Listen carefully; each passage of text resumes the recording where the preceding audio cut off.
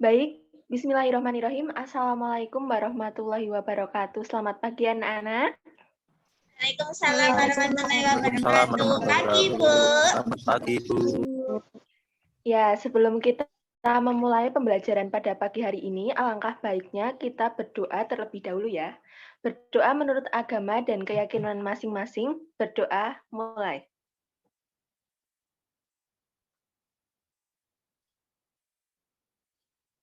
Berdoa selesai. Baik, anak-anak. Bagaimana kabarnya? Sehat? Sehat. Alhamdulillah sehat. Alhamdulillah, jika semuanya sehat di masa pandemi saat ini, tentunya harus selalu menjaga kesehatan ya. Apabila terpaksa keluar rumah, jangan lupa untuk mematuhi protokol kesehatan seperti memakai masker, cuci tangan, dan juga jaga jarak. Kemudian anak-anakku, untuk mengetahui siapa saja yang hadir dan tidak hadir pada pertemuan kali ini, Ibu akan melakukan presensi ya. Yang pertama, Mbak Maudi Ayunda. Ada? Saya hadir. Ya. Mas Aldino. Hadir. Mbak Anissa. Hadir, Bu. Mbak Ayu. Hadir, Bu. Ya. Mbak Dinda Kumalasari. Hadir, Bu. Kemudian Mbak Karina Sasa. Hadir, Bu. Mbak Mediana Putri. Hadir, Bu. Mbak Selena. Hadir, Bu. Mas Walen. Hadir. Ya, alhamdulillah kelas ini semuanya hadir ya. Oke, minggu lalu kita sudah mempelajari tentang debat dan sekarang kita masih membahas materi yang sama, yaitu materi debat. Nah, sebelum Ibu melanjutkan pembelajaran kita, Ibu ingin bertanya pada kalian mengenai materi pembelajaran minggu lalu ya. Pertanyaannya, apakah yang menjadi penyebab dari terjadinya debat? Saya, Bu, izin menjawab. Oh ya, silahkan Mbak Dinda. Penyebab terjadinya debat adalah adanya perbedaan pendapat oleh pihak-pihak yang meyakini pendapatnya merupakan suatu kebenaran. Jadi Ya, adanya bagus sekali. perbedaan pendapat. Ya, bagus sekali, Mbak. Kemudian, siapa di antara kalian yang bisa menyebutkan unsur-unsur dari debat? Ya, Mbak Ayu, silahkan. Unsur-unsur dari debat yang pertama ada mosi, 2 tim afirmatif, 3 tim oposisi, 4 tim netral, moderator, dan wetulen. Ya, bagus sekali Mbak Ayu. Alhamdulillah berarti kalian sudah paham dan memperhatikan penjelasan Ibu dengan baik ya. Kemudian, debat merupakan suatu proses saling bertukar pendapat untuk membahas suatu isu dengan masing-masing pihak yang saling berpendapat dan memberi alasan. Lalu, pendapat yang disampaikan dalam debat itu harus sesuai dengan data dan juga bukti. Hasil debat biasanya menghasilkan sudut pandang yang baru yang bisa diterima oleh kedua belah pihak. Dan tadi telah dijelaskan juga oleh teman kalian mengenai unsur-unsur debat. Yang pertama ada mosi. Tentu kalian telah mengetahui apa itu mosi. Ya, mosi adalah hal yang diperdebatkan atau topik yang diperdebatkan oleh para peserta debat. Kemudian ada juga tim afirmatif, sebut juga dengan pihak pro. Adalah tim yang menyetujui mengenai mosi tersebut. Kemudian ada juga tim oposisi atau bisa disebut tim kontra atau tim negatif. Adalah tim yang tidak setuju dengan mosi. Kemudian ada tim netral. Tim netral ini tidak menaruh dukungan atau tidak condong terhadap salah satu pihak. Kemudian ada moderator yang memimpin atau membantu jalannya perdebatan. Kemudian ada notulen. Yaitu tuh orang yang bertugas mencatat atau menulis dari kesimpulan dari debat tersebut. Ya. Minggu lalu kita juga telah menganalisis mengenai permasalahan debat, kemudian mengidentifikasi argumen pro seperti apa contohnya, dan argumen kontra itu seperti apa contohnya. Ya, seperti itu ya anak-anak. Baik, seperti janji Ibu minggu lalu bahwa kita akan melaksanakan praktik debat pada pertemuan kali ini. Tujuan dari praktik debat ini apa sih?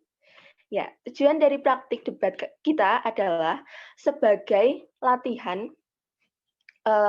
peserta didik supaya dapat mencari argumen yang kuat dan memecahkan suatu masalah yang kontroversial dan juga mempunyai sikap yang demokratis dan saling menghormati terhadap perbedaan pendapat. Kemudian manfaat dari kita mempraktikkan debat kali ini adalah kita dapat belajar berpikir sistematis dan analitis. Kemudian kita juga bisa untuk melakukan komunikasi hasil pemikiran terhadap orang lain. Kemudian sebagai perangsang kemampuan berpikir kritis dan perangsang terhadap topik yang kontroversial ini melalui berbagai cara. Ya, kemarin juga sudah Ibu bagi untuk peran dari praktik debat untuk kali ini ya. Ya, oke. Sebelum kalian memulai praktik debat, Ibu akan menayangkan terlebih dahulu mengenai tata cara debat yang baik dan juga contoh debat. Tata cara melakukan debat. Berikut ini adalah tata cara yang dapat Anda lakukan. 1. Memahami dan menjalankan peraturan debat yang telah disepakati oleh peserta dan anggota debat. Jika seorang anggota debat melanggar peraturan, maka akan berpengaruh kepada timnya. 2. Pertanyaan yang diajukan sebaiknya disampaikan dengan profesional, tidak menghina, menguji, maupun merendahkan lawan. Pertanyaan juga tidak boleh menyerang lawan secara pribadi, namun fokus ke permasalahan yang sedang dibahas. 3. Ajukan argumen dengan analisis yang kritis, masuk akal, dan runtut. Ketiga hal ini akan lebih baik jika dilakukan dengan kemampuan retorika yang baik. 4. Dalam menyampaikan gagasan, kenali dan pahami kelemahan maupun kelebihan yang dimiliki lawan. Hal ini sangat penting untuk menyusun strategi debat sehingga efektif dalam menyangkal dan mempengaruhi lawan, bahkan seluruh peserta debat. 5. Argumen yang disampaikan tidak perlu terlalu banyak karena waktu yang terbatas. Susun argumen ke dalam poin-poin yang singkat dan lugas yang merujuk langsung ke permasalahan yang sedang didebatkan. 6. Memahami dengan baik tentang kesalahan-kesalahan dalam berpikir, terutama pada penyelesaian masalah. Hal ini juga berfungsi untuk mengetahui kelemahan argumentasi yang diberikan oleh lawan. 7. Menyajikan gagasan yang akurat dan dapat dipertanggungjawabkan. Sertakan juga data-data yang valid yang dapat mendukung argumen atau gagasan. 8. Buatlah kesimpulan yang menunjukkan pernyataan final dengan kalimat yang lugas dan langsung menuju ke titik celah lawan. Penyampaian kesimpulan tidak perlu terlalu panjang. Cukup poin-poin yang menegaskan argumentasi dan disampaikan dengan tegas untuk menunjukkan rasa percaya diri bahwa argumen tersebut benar. Berikut adalah contoh dari debat. Illegal fishing merupakan tindakan suatu negara atau kapal asing di perairan Indonesia tanpa adanya izin. Menurut Menteri Perikanan dan Kelautan Susi Pujiastuti, salah satu cara untuk mengurangi pencurian ikan di perairan Indonesia yaitu dengan penenggelaman kapal-kapal asing merupakan salah satu untuk menjaga keaslian dan potensi ikan yang ada di perairan Indonesia. Saya tekankan bahwa memang benar penenggelaman kapal-kapal asing yang terlibat dalam illegal fishing dapat mengurangi pencurian ikan di perairan Indonesia. Karena seperti yang telah kita ketahui bahwa pada saat ini dengan adanya illegal fishing banyaknya kerugian yang dialami oleh negara Indonesia antara lain. 1. Terancamnya sumber daya ikan yang ada di perairan Indonesia. Yang kedua, ekosistem yang ada di perairan akan rusak karena adanya illegal fishing. Yang ketiga, iklim usaha nelayan yang ada di Indonesia akan lemah. Hal tersebut telah diatur dalam Undang-Undang Nomor 59 Tahun 2009 Pasal 4, yaitu tindakan yang dilakukan oleh pengawas Tindakan yang dilakukan oleh pengawas dengan melakukan penenggelaman kapal asing yang berbendera kapal asing. Ya, nah itu tadi tata cara dan contoh simulasi debat. Kemudian sebelum melanjutkan ke praktik, apakah ada yang ingin ditanyakan? Silahkan. Saya Ya, Mbak Maudi. ingin bertanya, kalau misalnya kita lomba debat itu apakah harus ada tim netral? Oh ya, tim netral ya. Tim netral pada dasarnya adalah tim yang mampu melihat alasan dari tim afirmatif maupun tim oposisi secara objektif ya. Tetapi tim netral ini di dalam lomba itu memang sering tidak dipakai. Tim netral ini sebenarnya bisa diganti dengan tim juri atau tim penilai. Itu sebabnya tim netral itu jarang ada, Mbak. Seperti itu. Ya, terima Bisa kasih, Bu. diterima, Mbak? Ya, selanjutnya silahkan. Oh ya, jika sudah cukup jelas, mari kita melakukan praktik debat. Kepada Mbak Anissa, yang telah Ibu tunjuk sebagai moderator debat kali ini, untuk memimpin jalannya perdebatan. Untuk semuanya dimohon untuk memperhatikan teman kalian yang sedang melaksanakan praktik debat, karena nanti akan ada penugasan. Ya, silahkan Mbak Anissa. Baik, Bu, terima kasih. Sebelumnya, Assalamualaikum warahmatullahi wabarakatuh. Waalaikumsalam warahmatullahi wabarakatuh. Di sini saya Anissa Cibi selaku moderator yang akan memandu jalannya debat pada pagi hari ini antara tim afirmasi dan juga tim oposisi. Selanjutnya, tim afirmasi terdiri dari Selena, Mediana, dan juga Valentino Bagaskara. Kemudian dari tim oposisi terdiri dari Karina, Ayu, dan juga Aldino. Baik, mosi debat kali ini adalah kenakalan remaja. Kita pasti sudah tidak asing dengan yang namanya kenakalan remaja. Saat ini banyak kasus-kasus kenakalan remaja. Kita tentu tahu bahwa kenakalan tersebut termasuk perilaku menyimpang. Lalu, pantaskah mereka dibiarkan begitu saja, mengingat usianya yang masih belia atau justru harus dihukum supaya jerah? Ya, langsung saja kepada tim afirmasi pembicara satu, dipersilahkan menyampaikan argumennya. Terima kasih Mbak Anissa sebagai moderator. Kenakalan milenial seperti pencurian, seks di luar nikah, serta penggunaan obat-obatan terlarang biasa terjadi di berbagai daerah saat ini. Hal ini tentu menjadi perhatian bagi masa depan bangsa. Kenakalan milenial adalah masalah yang harus dipecahkan. Kami yakin bahwa kenakalan milenial harus dipandang sebagai suatu kesalahan karena ketidakstabilan kondisi psikologis akibat mengalami pencarian jati diri, di mana pada tahap ini, milenial yaitu dari usia 10 tahun sampai 18 tahun adalah usia kritis karena mereka menjalani pubertas, sehingga tidak stabil secara emosional dan psikologi yang belum matang. Terima kasih Mbak Anissa. Terima kasih. Selanjutnya kepada pembicara dari tim oposisi, dipersilakan untuk menyampaikan argumennya. Baik, terima kasih Mbak Anissa selaku moderator. Saya akan menyampaikan pendapat dari kelompok kami. Jelas, ini adalah kesalahan, menganggap bahwa kenakalan milenial harus dimaafkan. Kami yakin bahwa kenakalan milenial harus diberikan hukum dan sanksi yang mampu membuat mereka jera. Hal tersebut karena milenial yang telah melakukan penyimpangan sosial dan juga telah melakukan pelanggaran hukum. Mereka telah menjadi pelaku tindakan penyimpangan. Meski masih di bawah umur, tidak menutup kemungkinan untuk mereka dapat diberikan hukuman. Milenial tetap harus dihukum dan diberikan sanksi sesuai dengan kesalahan mereka. Hal ini bertujuan agar mereka bisa bertanggung jawab sehingga nantinya mereka tidak akan melakukannya lagi. Seperti itu. Terima kasih kepada pembicara satu tim oposisi. Selanjutnya saya persilakan kepada pembicara dua, tim afirmatif untuk menyampaikan argumennya atau menyanggah dari tim lawan. Baik, terima kasih untuk waktunya kepada Mbak Anissa selaku moderator. Jadi kami tidak setuju dengan pendapat pembicara pertama yang mengatakan bahwa milenial yang melakukan kesalahan masih di bawah umur harus dihukum.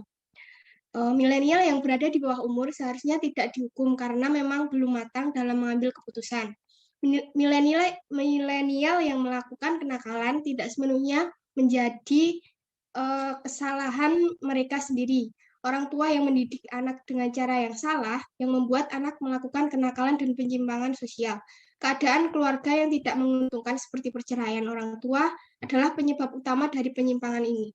Terima kasih. Baik, terima kasih kepada pembicara dua tim afirmatif. Kemudian selanjutnya saya persilahkan kepada pembicara dua tim oposisi untuk menyanggah atau berargumen. Silakan. Ya, terima kasih Mbak Moderator Anissa. Alasan penilaian melakukan kesalahan memang banyak, tetapi hal ini tidak menjadi alasan untuk polisi tidak menghukum siapa yang salah. Seseorang yang salah di mata hukum adalah mereka yang menjadi subjek kejahatan tersebut. Jadi karena itulah dia harus dihukum. Milenial yang melakukan penyimpangan sosial harus dihukum karena ada hukuman bagi penyimpangan sosial. Dalam kasus kenakalan remaja, milenial yang merupakan pelaku tindakan menyimpang tersebut harus dihukum sesuai dengan tindakan kesalahan mereka dan hukuman harus sesuai dengan hukum yang berlaku di Indonesia. Terima kasih. Baik, terima kasih. Kemudian selanjutnya saya persilahkan kepada pembicara 3 dari tim afirmatif untuk memberikan ulasan atau berargumen. Dipersilahkan. Baik, terima kasih atas kesempatan yang diberikan. Jadi berdasarkan argumen yang telah diungkapkan tim kami tetap berpegang pada pernyataan kami bahwa kenakalan milenial harus dimaafkan. Itu karena mereka masih dalam masa kritis dan mereka butuh kesempatan kedua. Baik, selanjutnya kepada pembicara 3 tim oposisi dipersilahkan untuk menyampaikan ulasan atau pendapatnya.